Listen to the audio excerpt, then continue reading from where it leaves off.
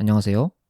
지난 영상에서는 1 더하기 1은 2가 진실인가에 대해 이야기를 나누어 보았는데, 그것의 연장선상에서 이번 영상에서는 분수와 분수의 덧셈은 어떤 의미를 가지고 있는가에 대한 이야기를 해보려고 합니다.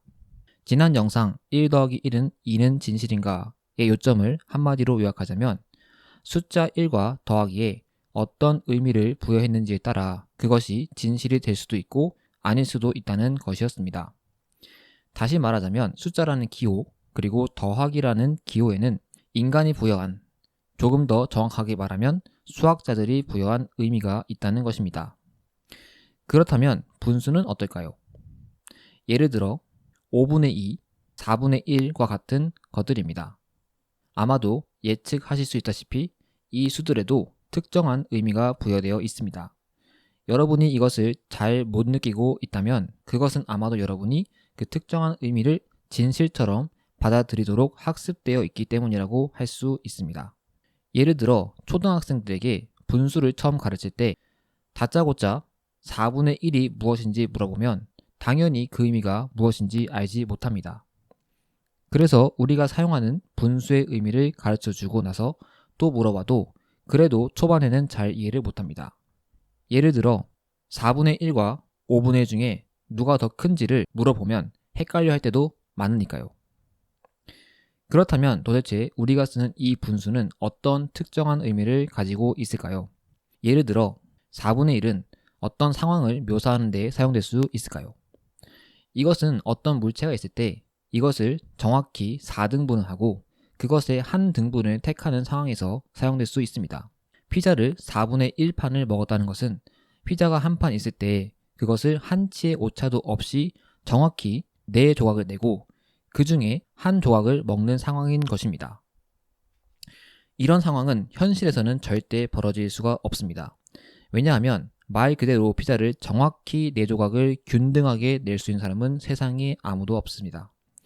정확히 4등분이라는 것이 부피를 말하는 것인지 무게를 말하는 것인지도 확실하지 않습니다. 그러므로 이러한 상황은 그저 수학이라는 가상적 세계 안에서만 벌어질 수 있는 시나리오일 뿐입니다. 물론 우리는 실생활에서는 적당한 선에서 그것을 사용합니다. 이와 같은 맥락에서 분수의 덧셈 역시 특정한 의미가 부여되어 있습니다.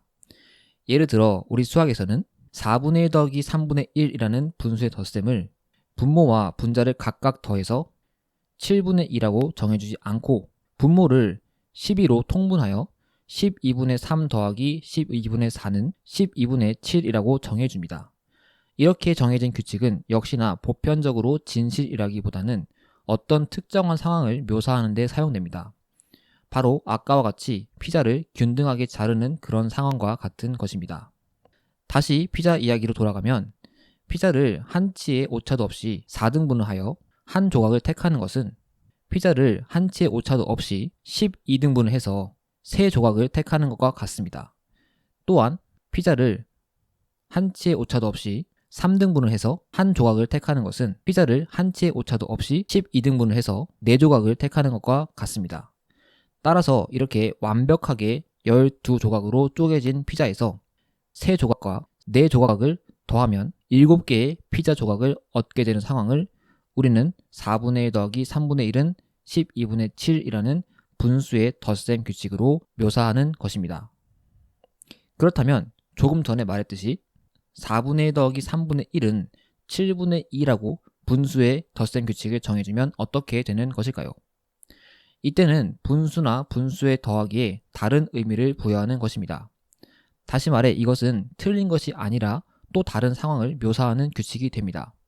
어떤 상황에서 사용될 수 있을까요? 한 가지 좋은 예는 야구 선수의 타율입니다.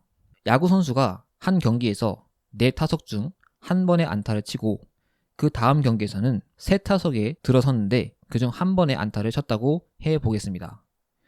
우리는 그 선수의 타율을 구하기 위해 4분의 1 더하기 3분의 1은 12분의 7이라고 하는 아까의 규칙을 적용하지 않습니다. 가만히 보면 분수 4분의 1이 아까와는 다른 의미를 가지고 있는 것을 알 수 있습니다. 아까의 분수 4분의 1은 완벽히 똑같은 피자 조각 4개 중에 하나를 가리키는 것으로 사용되었고 그렇기 때문에 4분의 1은 12분의 3이 될 수 있었습니다. 그러나 타율의 경우 4분의 1이라고 하는 것은 말 그대로 4번 중에 1번을 쳤다는 의미로 사용되는 것이므로 4분의 1이 12분의 3이라고 할 수는 없습니다. 야구 선수가 12번을 나왔을 때 3번을 칠 거라는 보장은 없기 때문이죠. 따라서 이때는 분수의 덧셈을 새롭게 정해줍니다. 다시 말해 분자는 분자끼리, 분모는 분모끼리 더해주는 식으로 분수의 덧셈을 정해주면 4분의 1 더하기 3분의 1은 7분의 2가 되고 이것은 총 타율을 구하는 규칙으로 사용할 수 있습니다. 보셨던 바와 같이 이렇게 분수와 분수의 덧셈 역시 어떻게 정해주느냐에 따라 그것의 의미가 달라지고 그것이 사용되는 상황들은 달라지게 됩니다. 따라서 1 더하기 1은 2라는 것이 보편적인 진실이라고 할 수 없는 것과 같이 우리가 사용하는 통상적인 방식의 분수의 덧셈 역시 절대적인 진실이라고 이야기할 수 없습니다. 반대로 분모는 분모끼리 더하고 분자는 분자끼리 더하는 방식의 덧셈 규칙이 틀렸다고 이야기할 수도 없습니다. 각각의 규칙은 특정한 상황을 묘사하는 도구로 사용될 뿐이고 그 맥락 안에서만 진실이 됩니다.